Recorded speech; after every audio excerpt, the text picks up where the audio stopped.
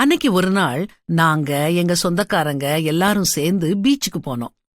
சின்ன பிள்ளைங்கெல்லாம் கடற்கரை மணல்ல வீடு கட்டி விளையாண்டாங்க. நான் அவங்களுக்கு மணல்ல கோபுரம் எப்படி கட்டணும்னு சொல்லி கொடுத்தேன். எல்லாரும் சேர்ந்து பெருசா கோபுரம் கட்டணும். அதுல வளைவு வளைவா டிசைன் அமைச்சோம். குழி தோண்டி வாசல் வச்சோம். சிப்பிகளை வச்சு அலங்கரிச்சோம். நேரம் போனதே தெரியாம ரொம்ப நேரம் இதுல மூழ்கிட்டோம். திடீர்னு ஒரு பெரிய அலை வந்து நாங்க கட்டின கோபுரத்தை அழிச்சிட்டு போயிட்டது. மனசுக்கு கஷ்டமா இருந்துச்சு.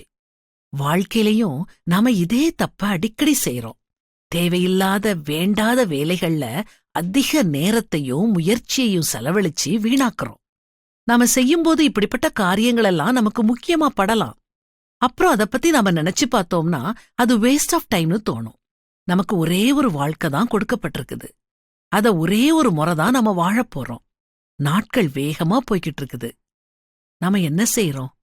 ஏன் குடும்பம், ஏன் பிள்ளைங்க, ஏன் வேலை, ஏன் முன்னேற்றம்னு ஒரு தன்னயமான வாழ்க்கைய வாழ்ந்துகிட்டு இருக்கோமா? கொஞ்சம் நிதானமா யோசிச்சு பாப்போம். அன்றியும் நன்மை செய்யவும் தான தர்மம் பண்ணவும் மறவாதிருங்கள். இப்படிப்பட்ட பலிகளின் மேல் தேவன் பிரியமாயிருக்கிறார். நாம எத்தனை பேருக்கு எதையும் எதிர்பார்க்காம உதவி செஞ்சிருக்கோம்? எத்தனை பேர் வாழ்க்கையே நல்ல விதமா மாத்தி அமைச்சிருக்கோம்? நாம செய்யற நன்மைகள் தான் நிலைச்சு நிக்கும். மத்ததெல்லாம் மணல் கோபுரம் மாதிரி அழிஞ்சு போயிடும். நாளைக்கு நாம யாருக்கு என்ன நன்மை செய்ய போறோம்?